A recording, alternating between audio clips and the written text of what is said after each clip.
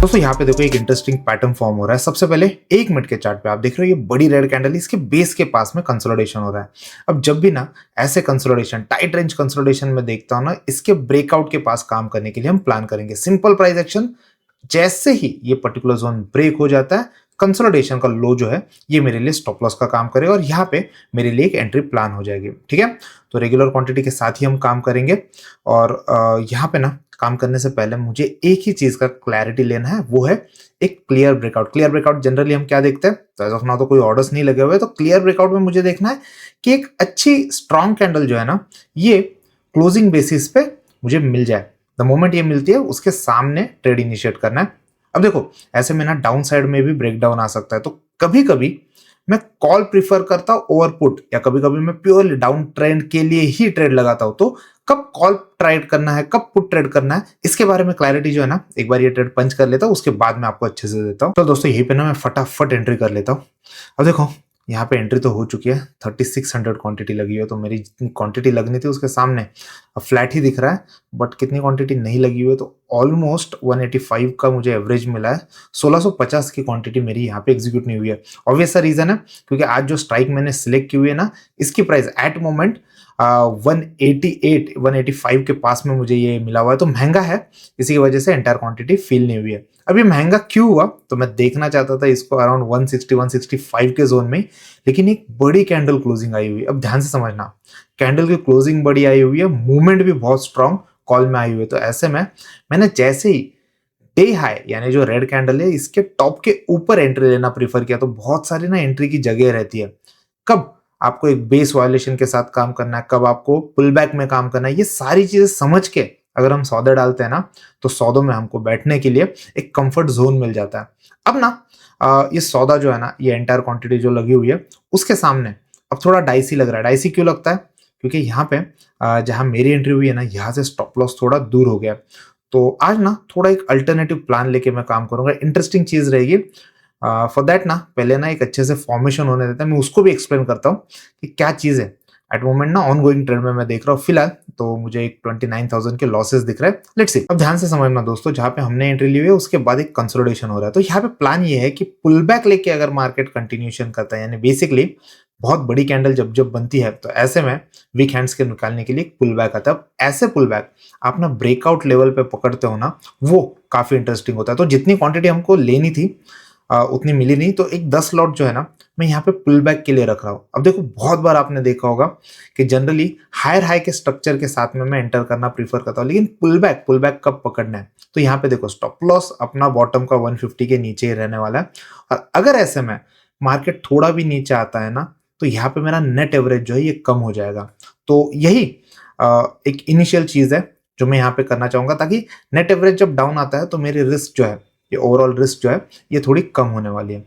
Again यहाँ पे ये चीज भी हो सकती है कि हमने तो एंट्री कर ली, लेकिन यहाँ से आगे अगर मार्केट हमारी डायरेक्शन में जाता है, तो जो बची हुई क्वांटिटी है ना, ये मुझे यहाँ पे फिल करने नहीं मिलेगी, and I am that perfectly fine कि अगर ऐसा नहीं होता है, इट्स स्टिल फाइन, क्योंकि ट्रेड मेरे डायरेक्शन में जा रहा है। अब ऐसे में ना भागते हुए प्राइस एक्शन के साथ में मैं और क्वांटिटी ऐड नहीं करना चाहता हूँ। स्कैल्पिंग में सबसे बड़ी दिक्कत क्या आती है मैं आपको बताता हूँ। स्कैल्पिंग में अगर आप पिरामिडिंग कर रहे हो, ठीक है, लेकिन आप डाउन पिरामिडिंग नहीं कर रहे हो, यानी बेसिकली अगर मार्केट आपके जोन में आता है आप ले रहे हो, दैट्स परफेक्टली फाइन। भागते हुए मार्केट में आपको स्कैल्प में प्रॉफिट बुक करके बाहर आना होता है, ना कि और क्वांटिटी ऐड करनी होती है। अगर हाई टाइम फ्रेम पे आप काम कर रहे हो, 4 आपको और मिलते हैं, स्ट्रेंथ अगर उन ऑन गोइंग ट्रेड में अच्छे से बढ़िया से डेवलप हो रही है, तो वहां पे हायर हाई प्राइसेस पे आप और ज्यादा क्वांटिटी डाल सकते हो। लेकिन ये स्कैल्पिंग में नहीं करना है। स्कैल्पिंग में ना बहुत quick in quick out decision लिए जाते हैं, ठीक है। तो यही सारी चीजें है दोस्तों जो हमको बहुत अच्छे से समझनी होती है, और हर एक वेडनेसडे के सेशन में ना मैं यही सारी छोटी छोटी चीजें जो होती है ना ट्रेडर को बहुत डिटेल में समझाने की कोशिश करता हूँ। क्योंकि मैं फ्रैंकली बताऊँ आपको, एक चीज होती है कि रिकॉर्डेड सेशन किसी को प्रोवाइड करना, उससे आप वैल्यूएबल नॉलेज दे सकते हो, लेकिन ये नॉलेज है ना, ये अ, असल गेम चेंजर तब होता है जब आप उसको प्रैक्टिकली लाइव मार्केट में डिप्लॉय करते हो, ठीक है। और लाइव मार्केट ना हर एक दिन एक जैसा नहीं होता। जैसा फॉर एग्जांपल आज के दिन भी बड़ी कैंडल बनी, जैसे ही मुझे एंट्री लेनी थी तो एंट्री मिस हो गई, तो ऐसे में डे क्लोज होने का मैंने वेट, जो डे हाई है वो निकल जाने का मैंने वेट किया और तब जाके एंट्री ली हुई है। तो अलग-अलग डेज़ पे आपको ट्रेड भी अकॉर्डिंगली वैसे ही प्लान करना होता है। तो सारी चीज़ें जो है ये हम आने वाले वेडनेसडे को भी सीखने वाले, अच्छे से समझेंगे कि क्या वो छोटी-छोटी चीज़ें होती है जो मैं अपने ट्रेडिंग में लेके आता हूँ और जिससे मुझे फ्रूटफुल रिज़ल्ट मिल रहा है। एज़ ऑफ नाउ अब दूसरी चीज़ एक होने वाली है कि मार्केट अगर यहाँ से आगे स्ट्रेंथ पकड़ लेता है, ठीक है? तो एक सबसे पहली चीज़ मैं ये करूँगा कि अब डाउन डायरेक्शन में अगर मार्केट आता है तब जाके मुझे ये बचे हुए 10 लॉट मिलने वाला है। बट अगर मार्केट हायर हाई लगाएगा ना दोस्तों, तो यहाँ पे फिर पुल बैक के लिए मेरा वेट करने का मतलब ही क्लियर ये हो जाएगा कि मेरा ट्रेड यहाँ पे फँस रहा है। आपको समझना पड़ेगा, आपने हमेशा देखा होगा ना कि मेरा ट्रेड जो रहता है ना, ये मैं ज़ोन बाय ज़ोन प्लॉट करके काम करता हूँ, ठीक है? या एटलीस्ट जब-जब हायर हाई बनते हैं, तो उस न्यू फ्रेश हाई का जो बेस होता है, वो मेरे ट्रेलिंग या फिर फ्रेश ज़ोन के लो का काम करता है। तो ऐसे में अब ना प्राइस एक्शन फर्दर कैसे डेवलप होती है, थोड़ा मुझे यहाँ पे ढंग से समझना होगा, और उसके सामने काम करना है।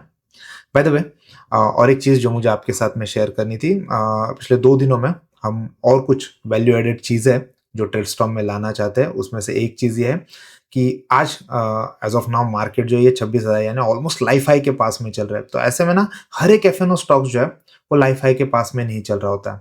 मोर इम्पोर्टेंटली जब भी मार्केट अच्छी फ्रेश हाइज़ लगाता है, तो बहुत सारे मिड कैप और स्मॉल कैप के स्टॉक्स भी होते हैं, जहाँ पे बहुत अच्छी स्ट्रेंथ आ रही होती है। तो निफ्टी 500 के बहुत सारे ऐसे स्टॉक्स होते हैं जो 52 वीक हाई के पास में काम कर रहे होते हैं। तो उसके रिलेटेड भी एक नया स्कैनर है जो मुझे ट्रेडस्टॉर्म में इंट्रोड्यूस करवाना है। तो बहुत सारी चीज़ है जो ट्रेडस्टॉर्म के अराउंड चल रही है, इसीलिए बीच-बीच में शायद हो सकते हैं उसमें थोड़े ग्लिचेस आपको आ सकते हैं, लेकिन हम ट्राई करेंगे कि अगले वीक तक ये फीचर लेके आएँ। मोर इम्पोर्टेंटली मैं चाहता हूँ जो स्टूडेंट्स हैं जो मेरे साथ में जुड़े हुए हैं, उनके लिए एक ओपन गेटेड कम्युनिटी बनाऊँ जो ट्रेडस्टॉर्म यूज़ कर रहे हैं, ताकि वो अपने एक्सपीरियंसेस जो है, अपनी लर्निंग जो है, वो बाकी फेलो स्टूडेंट्स के साथ में शेयर कर पाएँ। तो उससे लर्निंग में जो है ना, वो बहुत तेज़ी से इज़ाफ़ा होता है, और मैं चाहता हूँ, मैं फ्रैंकली बताता हूँ, बहुत सारे स्टूडेंट जो है उनको बहुत यूनिक आइडियाज़ शेयर करनी होती है। तो उसके लिए एक कम्युनिकेशन का वे होना बहुत ज़रूरी है। तो वो एक पर्टिकुलर फीचर है जो मैं आने वाले कुछ दिनों में ट्रेडस्टॉर्म पे इंट्रोड्यूस करने वाला हूँ। तो बहुत सारी चीज़ है जो यहाँ पे प्लान्ड है। अब लेट्स सी, देखते हैं टाइम टू टाइम सबका डिप्लॉयमेंट होगा। एज़ ऑफ नाउ अब मैंने ट्रेड लेने के बाद में आपने देखा होगा ऑलमोस्ट 7-8 मिनट होने को आ गए। अब ये ट्रेड जो है ना, ये साइडवेज़ हो गया है। तो यहाँ पे ना मुझे थोड़ा बारीकी से देखना पड़ेगा। अगर एक फ्रेश हाई लगाने के बाद में मार्केट कंप्लीटली डिप देने के लिए आएगा ना, तो मेरी 750 क्वांटिटी जो है ये शायद फिल हो जाएगी, लेकिन फिर ट्रेड जो है ना, ये फँसने के चांसेस बहुत ज़्यादा है।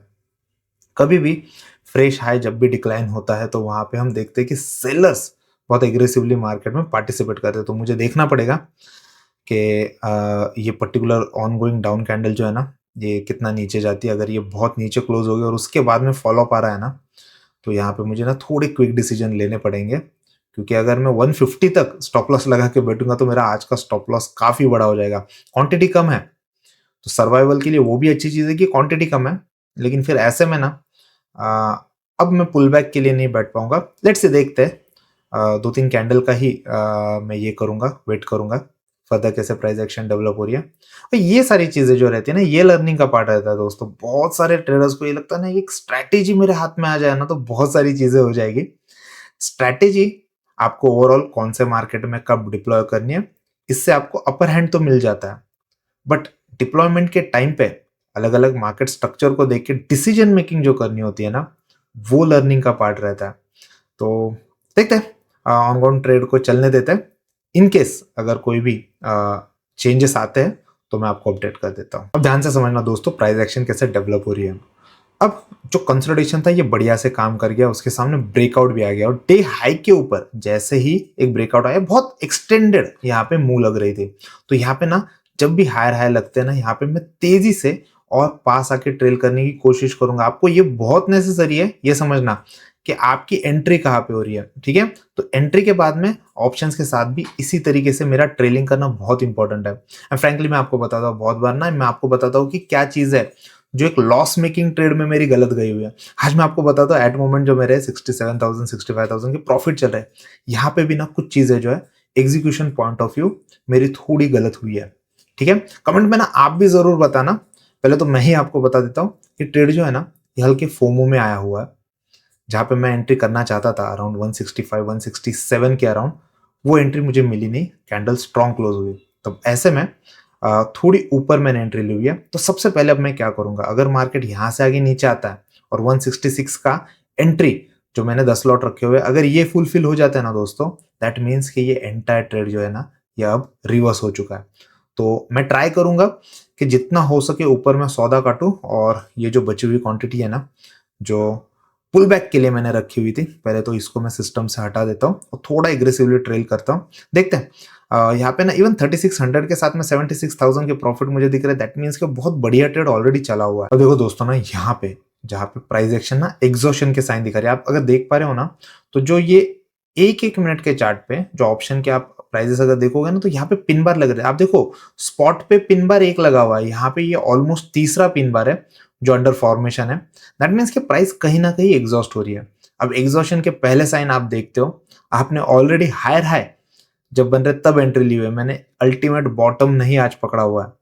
ठीक है, तो यहाँ पे ना इस एग्जॉशन साइन के सामने ना पहले तो ना मैं क्वांटिटी एग्जिट कर लेता हूँ, अदरवाइज ना आया हुआ प्रॉफिट भी ना गिव अवे करने जैसी चीज हो जाएगी। बाय द वे सबसे पहले मैं ना रेडी रह लेता हूँ ये एंटायर क्वांटिटी क्लोज करने के लिए। बाय द वे आज स्टॉक के साथ में मैं काम नहीं करने वाला हूँ। कुछ इंटरेस्टिंग पैटर्न है जो क्रिप्टो में बने हुए हैं। ठीक है, तो अपनी एग्जिट हो गई है, तो वो मैं आज ट्रेड करने की कोशिश करूंगा। 58,995 के प्रॉफिट हुआ है, बढ़िया ट्रेड चला हुआ है। बट अगेन जैसे मैंने कहा बहुत ऊपर में एंट्री हो चुकी थी। तो पहले तो ना मैं आपको लॉजिक समझा देता हूँ कि क्या चीज है जो मैंने यहाँ पे इस पर्टिकुलर ब्रेकआउट के पास में देखी हुई है, और आज क्यों ये जो कंसोलिडेशन चल रहा था ना यहाँ पे मैं पुट के साथ नहीं एंट्री देख रहा था। ठीक है, तो थोड़े लॉजिक समझते हैं। अब देखो दोस्तों, बिटकॉइन का ना मेरा एक ट्रेड हो चुका है, उसका ना एक्सप्लेनेशन भी मैंने दिया हुआ है, और उसके अराउंड मैं एक अच्छा वीडियो आपको अलग से बना के दे दूंगा। अब ना निफ्टी का ट्रेड जो मैंने खत्म किया हुआ था, मार्केट डे आज खत्म हो चुका, तो मैं यहाँ पे ना आपको अच्छे से एक्सप्लेनेशन देता हूँ कि ये जो 58,000 प्लस के प्रॉफिट मुझे हुआ है इसके पीछे के लॉजिक्स क्या थे। सबसे पहले जब भी आपको ट्रेड करना है, आप एक टाइम फ्रेम डिसाइड करो कि मैं कौन से टाइम फ्रेम पे ट्रेड करने के लिए कंफर्टेबल हूँ। 10:30 बजे से पहले मैं जब भी काम करता हूँ ना, पहले तो ये मैं सेशन ब्रेक लगा देता हूँ, तो उस पे पहले इनिशियल टाइम में मैं काम करता हूँ 1 मिनट पे। एनालिसिस जो है मेरा, ध्यान से समझना, एनालिसिस जो है ये मेरा हायर टाइम फ्रेम पे यानी 5 मिनट का टाइम फ्रेम पे हो जाएगा।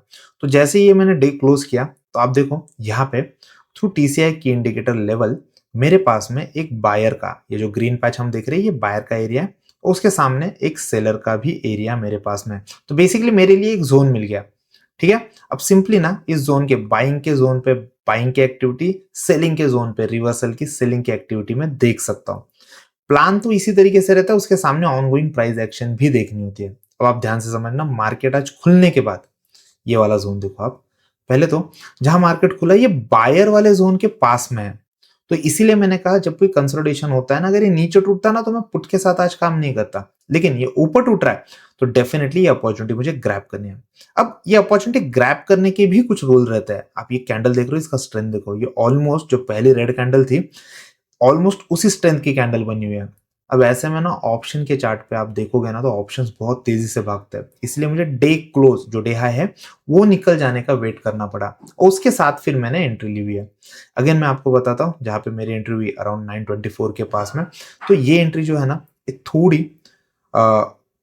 एक्सटेंडेड मूव के बाद हुई है। तो ऑब्वियसली अगर यहाँ पे पुल बैक आएगा तो स्टॉप लॉस बढ़ आएगा। तो ऐसे में मैं फर्स्ट बाउंस प्रिंसिपल जो मैं अपने ट्रेडर्स के साथ में एवरी वेडनेसडे डिस्कस करता हूँ, इस पर्टिकुलर क्राइटेरिया के साथ काम करना चाहता था, इसीलिए एंटायर क्वांटिटी मुझे फील नहीं मिली थी। तो बाकी बची हुई जो 10 लॉट थे ये मुझे यहाँ पे फील करने थे। ठीक है, समझ रहे हो आप? तो एंटायर क्वांटिटी फील नहीं मिली हुई है क्योंकि महंगे ऑप्शंस मैंने आज ट्रेड किए हुए हैं। अब यहां से आगे दूसरी ट्रिक, अगर मार्केट यहां से आगे हायर हाई लगाते हैं, आप देख रहे हो ये जो पुल बैक्स लगते हैं ना यहीं पे मेरा ट्रेलिंग होने वाला है। अब अगर मैं ट्रेलिंग करने वाला हूं तो नीचे जो फर्स्ट बाउंस के लिए जो क्वांटिटी रखी थी ये मैं निकाल दूंगा। अगर वहां तक मार्केट आता है दैट मीन्स कि एंटायर ट्रेड ही फंस गया। इसीलिए जब फर्स्ट साइन ऑफ एग्जॉशंस मुझे दिखने स्टार्ट हुए, आप देख रहे हो प्राइस एक्शन स्पॉट पे तो ये बाद में दिखते हैं, लेकिन ऑप्शंस पे जहाँ पे 938 पे मेरी एग्जिट हुई थी ना, वहां पे फर्स्ट साइन ऑफ एग्जॉशन मुझे ऑलरेडी दिखने स्टार्ट हो गए थे। दैट इज द रीजन वहां पे फिर मैंने एंटायर क्वांटिटी बुक कर ली, क्योंकि आज पार्ट बुकिंग और ट्रेलिंग जैसा मौका नहीं था, मेरी ओवरऑल क्वांटिटी ही कम लगी हुई थी। बट उसके बाद भी मार्केट में स्ट्रेंथ कंटिन्यू रही।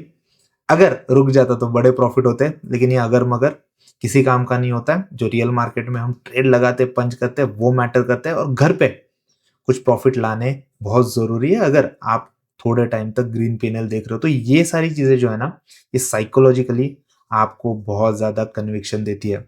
ठीक है, तो मुझे लगता है ये एंटायर एक्सप्लेनेशन जो मैंने आपको दिया ना, उससे कुछ चीजें आपको समझ में आई होगी। एंड अगेन मैंने क्रिप्टो का भी ट्रेड पंच किया हुआ है, उसका भी एक्सप्लेनेशन जो है मैंने रिकॉर्ड किया हुआ है, वो भी आप अच्छे से समझ लेना, ताकि आपको दोनों इंस्ट्रूमेंट के बेसिक फर्क क्या होते हैं वो समझ में आ जाए, और उनमें काम करने के तरीके किस तरीके से होते हैं उसकी भी आइडिया मिले। अगेन ये एंटायर एफर्ट जो है ना, जो मैं डाल रहा हूँ, ये सारे अगर आपको अच्छे लग रहे हैं तो डेफिनेटली इन वीडियोस को आप लाइक करो। मैं देख रहा हूँ जब भी मैं कंसेप्ट के वीडियोस लाता हूँ ना, जो अदर देन ट्रेडिंग रहता है, उसको ना ज्यादा ट्रेडर्स रिस्पॉन्स नहीं देते। मुझे पता है लर्निंग किसी को पसंद नहीं होती है, आउटपुट देखना हर एक को, एक्शन देखना हर एक को पसंद होता है, बट उसके पीछे भी जो लॉजिक होते हैं, जो एफर्ट होते हैं, वो आपको सीखने तो पड़ेंगे। ठीक है, तो कल मैं ट्रेड करने के लिए अवेलेबल नहीं हूँ, मेक श्योर करो लर्निंग मोड आप आपका ऑन रखो। बड़ा वीकेंड है, बहुत सारी कंसेप्ट वीडियोस है जो मैंने कोर्स में ऐड की हुई है। अच्छा बड़ा वीकेंड है तो आप भी उसके थ्रू आराम से जा सकते हो, ताकि वेडनेसडे को जब हम लाइव सेशन में मिलेंगे तो आपको एक अच्छी कंसेप्ट क्लैरिटी भी रहेगी, और फ्रेश क्वेश्चंस के साथ आप अंदर आओगे, ताकि और नए कंसेप्ट्स को मैं आपको और बेटर वे में समझा सकूं। वीडियो अच्छा लगा, वीडियो को लाइक करना है, follow trading cafe India. Thank you. आज की वीडियो में डिस्कस किए सारे इंडेक्स ट्रेड्स और स्टॉक ट्रेड्स ये मेरे पर्सनल ट्रेडिंग का पार्ट है। इसे आप टिप्स या कॉल की तरह ना लें। ट्रेडिंग कैफे इंडिया किसी भी तरह की एडवाइजरी प्रोवाइड नहीं करता है, ना ही हम अकाउंट हैंडलिंग करते हैं या फिर प्रॉफिट शेयरिंग की जाती है। ट्रेडिंग कैफे इंडिया के नाम से अगर आपको कोई अप्रोच कर रहा है, कॉल कर रहा है, मैसेज कर रहा है, तो तुरंत उनको ब्लॉक कर दे और उनकी रिपोर्ट कर दे।